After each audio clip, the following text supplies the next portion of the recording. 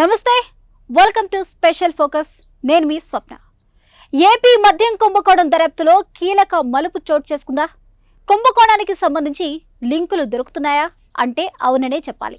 మద్యం కుంభకోణంలో ఆరోపణలు ఎదుర్కొంటున్న వైసీపీ ఎంపీ మిథున్ రెడ్డికి చెందిన సంస్థలో అనుమానాస్పద లావాదేవీలు జరిగినట్లు సిట్ గుర్తించినట్టు తెలుస్తుంది. 2019-2024 మధ్య సంస్థ లావాదేవీల వివరాలు ఇవ్వాలని సిట్ కోరుతుంది. దీంతో మద్యం కుంభకోణం డొంక కదలనుందా? మిథున్ రెడ్డి అరెస్టు తప్పదా? వల్లభనేని వంశీ తర్వాత అరెస్టు కాబోయే వైసీపీ నేత మిథున్ రెడ్డియేనా? Let's watch this special story.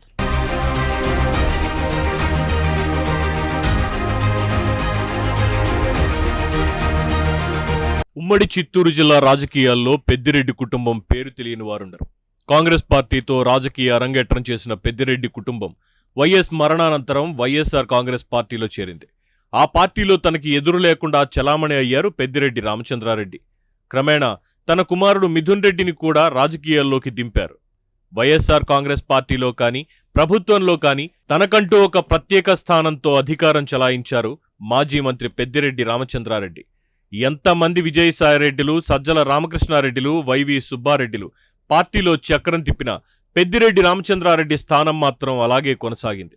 Jagan నుంచి ఆయన్ని ఎవ్వరూ వేరు చేయలేకపోయారు. చాప కింద నీరులా తన పనులు తాను చేసుకుంటూ పోయారు. ఎర్రచందనం స్మగ్లింగ్, అటవీ భూముల ఆక్రమణ వంటి ఆరోపణలతో ఇప్పటికే పీకల్లోతు ఇబ్బందుల్లో కూరుకుపోయిన పెద్దిరెడ్డి కుటుంబం తాజాగా మద్యం కుంభకోణం కేసు ఎదుర్కొంటోంది.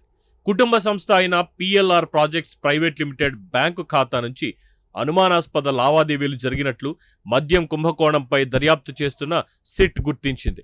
జగన్ పాలనలో నూతన మద్యం విధానం అమల్లోకి వచ్చిన 2019 అక్టోబర్ 1 నుంచి 2024 మే 31 మధ్య ఆ సంస్థ బ్యాంకు ఖాతా నుంచి జరిగిన లావాదేవీలన్నింటినీ విశ్లేషిస్తోంది.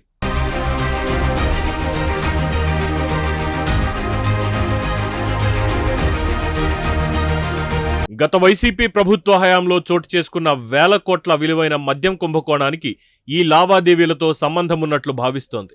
నల్లధనాన్ని వైట్గా మార్చేందుకు ఈ ఖాతా ఉపయోగించినట్లు అనుమానిస్తోంది. ఈ నేపథ్యంలోనే పిఎల్ఆర్ ప్రాజెక్ట్స్ ప్రైవేట్ లిమిటెడ్కి చెందిన బ్యాంకు అకౌంట్లో 2019-2024 మధ్య జరిగిన లావాదేవీలతో పాటు ఆ ఖాతాకు సంబంధించిన కేవైసీ, ఫోన్ నెంబర్ సహా సమగ్ర వివరాలన్నీ ఇవ్వాలంటూ గత నెల 18నే విజయవాడలోని బ్యాంక్ ఆఫ్ మహారాష్ట్ర మేనేజర్కు నోటీసులు ఇచ్చింది. అవి తాజాగా వెలుగు చూడడంతో ఈ కేసు కీలక మలుపు తిరగనుంది. మనీ ట్రయల్లో భాగంగా సిట్ ఈ వివరాలన్నింటినీ సేకరించి విశ్లేషిస్తోంది. పిఎల్ఆర్ ప్రాజెక్ట్స్ ప్రైవేట్ లిమిటెడ్లో మిథున్ రెడ్డి తల్లి స్వర్ణలత, భార్య లక్ష్మీ దివ్యారెడ్డికి వాటాలున్నాయి. 2024 సార్వత్రిక ఎన్నికల నామినేషన్ సందర్భంగా మిథున్ రెడ్డి ఎన్నికల సంఘానికి సమర్పించిన అఫిడవిట్లో తన భార్య లక్ష్మీ దివ్యారెడ్డికి పిఎల్ఆర్ ప్రాజెక్ట్స్లో వాటాలున్నట్లు చూపించారు. మిథున్ రెడ్డి తల్లి స్వర్ణలత 2024లో పుంగనూరు నుంచి పోటీకి నామినేషన్ వేసినప్పుడు సమర్పించిన అఫిడవిట్లోనూ పిఎల్ఆర్ ప్రాజెక్ట్స్లో తనకు వాటాలున్నట్టు పేర్కొన్నారు. దీంతో ఆ సంస్థ లావాదేవీలు పూర్తిగా పరిశీలిస్తే మద్యం కుంభకోణానికి సంబంధించి మిథున్ రెడ్డి పాత్ర ఏంటో తెలిసిపోతుందని అధికారులు భావిస్తున్నారు.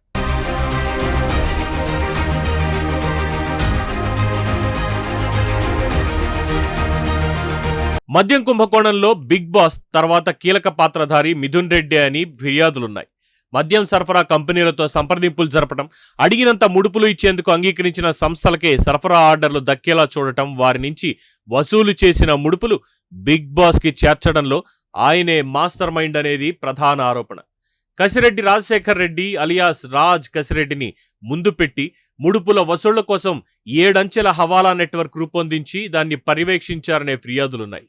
ఈ కుంభకోణంలో మిథున్ రెడ్డి ప్రమేయంపై సిట్ ఇప్పటికే కీలక సమాచారం సేకరించినట్లు తెలుస్తోంది. మిథున్ రెడ్డితో పాటు మరికొందరికి నోటీసులు ఇచ్చిన సంగతి తెలిసిందే. ఈ నెల 18న విచారణకి రావాలంటూ సిట్ అధికారులు మిథున్ రెడ్డికి తొలుత నోటీసులు ఇచ్చారు. దాని ప్రకారం ఆయన శుక్రవారం విచారణకి హాజరు కావాల్సింది. ఈలోగా తన విచారణను ఆడియో, వీడియో రికార్డ్ చేయాలంటూ ఆయన హైకోర్టును ఆశ్రయించగా కోర్టు దాన్ని తిరస్కరించింది. ఈ నెల 19న విజయవాడ కమిషనరేట్లోని సిట్ కార్యాలయంలో విచారణకు సాక్షిగా హాజరు కావాలంటూ తాజాగా సిట్ మరోసారి ఆయనకి నోటీసులు ఇచ్చింది. మిథున్ రెడ్డితో పాటు కొన్ని డిస్టిలరీల యజమానులు కూడా అదే రోజు విచారణకి పిలిపించి వారందరినీ కలిపి విచారిస్తారు. విచారణ అనంతరం మిథున్ రెడ్డిని అరెస్ట్ చేసే అవకాశాలున్నట్లు వార్తలొస్తున్నాయి.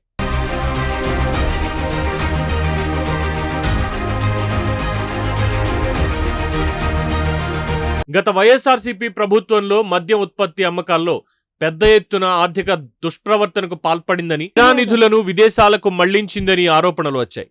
ఉత్పత్తికి ముందు, ఉత్పత్తిలో, ఉత్పత్తి తర్వాత పంపిణీలో అవినీతి జరిగిందని ఫిర్యాదులొచ్చాయి. ఆ సమయంలో అధికార పార్టీ మొదట్లో మద్య నిషేధం హామీతో ప్రజలను తప్పుదారి పట్టించిందని, కానీ మద్యం తయారీపై గుత్తాధిపత్యాన్ని సాధించిందని కూటమి నేతలు ఆరోపించారు. నంద్యాలలోని ఎస్పీవై ఆగ్రో ఇండస్ట్రీస్ వంటి ప్రధాన డిస్టిలరీలను చట్టవిరుద్ధంగా స్వాధీనం చేసుకున్నారని, భారీ ఆర్థిక లాభాల కోసం తక్కువ నాణ్యత గల మద్యం ఉత్పత్తి చేయడానికి బినామీ కంపెనీలను సృష్టించారని ఆరోపించారు. 20 ఇండియన్ మేడ్ ఫారిన్ లిక్కర్ డిస్టిలరీలను చట్టవిరుద్ధంగా స్వాధీనం చేసుకున్నారని ఆరోపణలొచ్చాయి. రాజకీయంగా తమకు సంబంధం ఉన్న సంస్థలకు 60% ఉత్పత్తి సామర్థ్యం కేటాయించారు. 2019-2024 మధ్య 38 కొత్త మద్యం బ్రాండ్లు ఉద్భవించాయి. అవన్నీ అప్పటి పాలక వైఎస్ఆర్సీపీకి సంబంధించిన వ్యక్తుల నిర్వహణలోనివే. అంతకుముందు నుంచి మార్కెట్లో ఉన్న పాపులర్ బ్రాండ్లను మార్కెట్ నుండి క్రమ పద్ధతిలో తొలగించారు. దీనివలన వినియోగదారులు తమకు తెలియని, ప్రామాణికం కాని బ్రాండ్లను కొనుగోలు చేయాల్సి వచ్చింది. అడాన్, గ్రేసన్స్, లీలా, పీవీ స్పిరిట్స్తో సహా 26 కొత్త మద్యం కంపెనీలు పారదర్శకత లేని వ్యాపార పద్ధతుల ద్వారా 20,356 కోట్ల ఆదాయాన్ని ఆర్జించాయని ఆరోపణలు వచ్చాయి.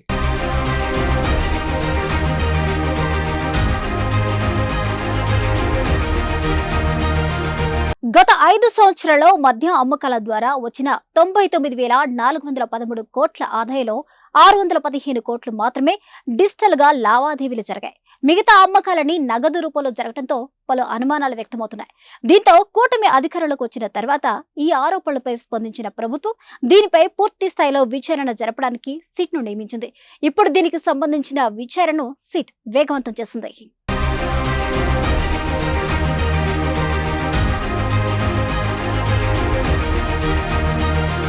ఈ కుంభకోణం ఫలితంగా 2019 నుంచి 2024 వరకు ఆంధ్రప్రదేశ్ ఖజానాకు 18,860.52 కోట్ల నష్టం వాటిల్లిందని ఆరోపణలున్నాయి. ఈ కుంభకోణంలో రాజ్ కసిరెడ్డి పాత్ర ఉందని తెలియడంతో ఆయనకు నోటీసులు ఇచ్చింది సిట్. ఇక క్రమంలో మిథున్ రెడ్డి పాత్రపై కూడా ఫిర్యాదులు అందడంతో మిథున్ రెడ్డిని కూడా సిట్ విచారించనుంది. అయితే తనను ఎక్కడ అరెస్ట్ చేస్తారోనని మిథున్ రెడ్డి ముందస్తు బెయిల్ కోసం తెగ తంటాలు పడ్డారు. చివరికి సుప్రీంకోర్టు తక్షణ అరెస్ట్ నుంచి రక్షణ కల్పించింది. అయితే సిట్ విచారణకు సహకరించాలని సూచించింది. దీంతో సిట్ విచారణని ఎదుర్కోనున్నారు మిథున్ రెడ్డి. ఈ నేపథ్యంలో తనను విచారించే ప్రక్రియను ఆడియో, వీడియో రికార్డ్ చేసేలా ఆదేశించాలంటూ మిథున్ రెడ్డి చేసిన అభ్యర్థనను హైకోర్టు తోసిపుచ్చింది. ఈ నెల 19న విచారణ సందర్భంగా అధికారులు తనపై చేయి చేసుకుని దుర్భాషలాడే ప్రమాదం ఉందని మిథున్ రెడ్డి ఆందోళన చెందుతున్నారని తెలుస్తోంది. దీంతో జవాబుదారీతనం, పారదర్శకత కోసం మిథున్ రెడ్డి వాంగ్మూలం నమోదు ప్రక్రియను సీసీటీవీ కెమెరాలున్న ప్రదేశంలో నిర్వహించాలని దర్యాప్తు అధికారిని ఆదేశించింది కోర్టు. సిట్ కార్యాలయానికి 2 న్యాయవాదులతో వెళ్లేందుకు మిథున్ రెడ్డికి అనుమతిచ్చింది. విచారణ సమయంలో ఒక్క న్యాయవాది మాత్రమే, అది 10 అడుగుల దూరంలో ఉండాలని స్పష్టం చేసింది.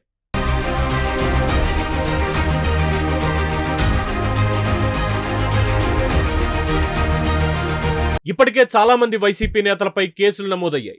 కొందరు నేతలు అరెస్ట్ అయి ఇంకా జైలు గోడల మధ్య గడుపుతున్నారు. కొందరికి బెయిల్ వచ్చింది.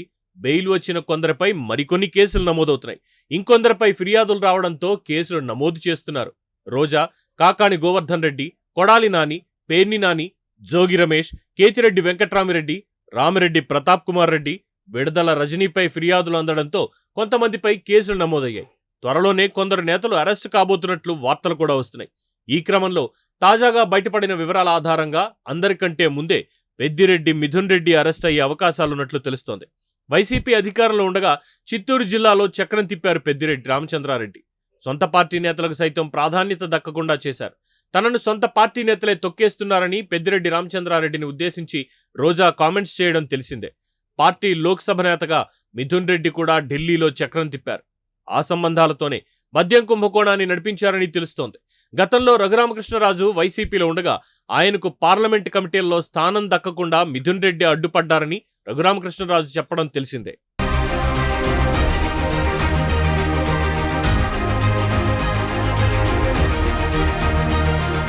ఈ క్రమంలో ఈ కేసులో కింగ్ పిన్ గా ఉన్నట్లు భావిస్తున్న రాజ్ కసిరెడ్డి ఎక్కడికి పారిపోయాడు అనే ప్రశ్నలు వస్తున్నాయి. సిట్ విచారణకు హాజరు కావాలంటూ కసిరెడ్డికి ఇప్పటికే 3 సార్లు నోటీసులు ఇచ్చినా వాటిని బేఖాతరు చేయడం, ఫోన్లు స్విచ్ ఆఫ్ చేసి అజ్ఞాతంలోకి వెళ్లిపోవడంతో ఇటీవల సిట్ అధికారులు ఆయన నివాసాల్లో సోదాలు జరిపారు. దీంతో ఆయన తండ్రిని సిట్ విచారించింది. తాజాగా విజయవాడ నగర పోలీస్ కమిషనరేట్లోని సిట్ కార్యాలయంలో దర్యాప్తు అధికారి ఎదుట విచారణకు రాజ్ కసిరెడ్డి తండ్రి హాజరయ్యారు. దాదాపు 6 గంటల పాటు ఆయన్ని పోలీసులు విచారించారు. రాజ్ కసిరెడ్డి ఆచూకీ, ఆర్థిక లావాదేవీలు, ఆయనతో సంబంధాలున్న వ్యక్తుల గురించి ఆరా తీశారు. ఏం అడిగినా సరే తనకేమీ తెలీదని, గుర్తులేదని రాజ్ కసిరెడ్డి తండ్రి ఉపేందర్ రెడ్డి సమాధానాలిచ్చినట్టు తెలుస్తోంది. రాజ్ కసిరెడ్డి దొరికితేనే ఏ కేసులో అసలు ఏం జరిగిందో వివరాలు బయటికి వస్తాయని అధికారులు అంటున్నారు. ఈ నేపథ్యంలో మిథున్ రెడ్డి విచారణకు కూడా కీలకం కానుందని తెలుస్తోంది. మిథున్ రెడ్డి సంస్థ బ్యాంకు ఖాతాలు పరిశీలిస్తే కూడా కొంత సమాచారం దొరుకుతుందని అధికారులు భావిస్తున్నారు. బినామీ పేర్లతో అక్రమ లావాదేవీలు జరిపినట్లు ప్రాథమికంగా తెలుస్తోందని అధికారులు చెబుతున్నారు.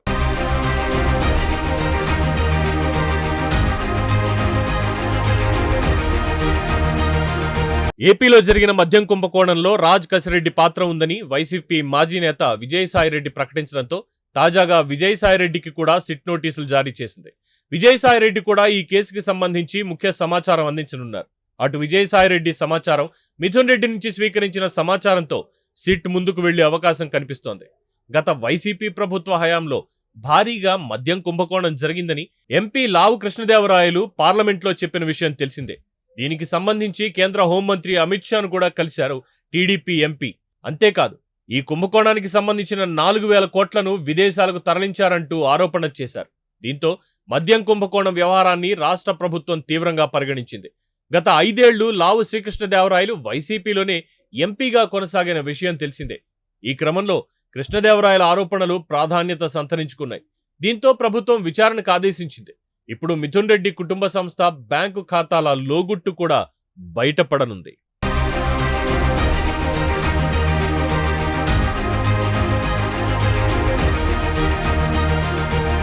ఏపీలో సంచలనం సృష్టించిన మద్యం కుంభకోణంలో సిట్ స్పీడ్ పెంచింది. దీనికి సంబంధించి అందరికీ నోటీసులు ఇస్తుంది. హైదరాబాద్ తో సహా పలు చోట్ల సోదాలు నిర్వహించింది. విచారణలో ప్రాథమికంగా కీలక సమాచారం దొరకడంతో త్వరలోనే ఈ కేసు ఒక కొలిక్కి వచ్చే అవకాశాలు ఉన్నట్లు అధికారులు చెప్తున్నారు. చూడాలి మరి ఈ కేసులో ఎవరెవరో అరెస్ట్ కాబోతున్నారు. ఇది ఇవాల్టి special focus. Keep watching 1 TV.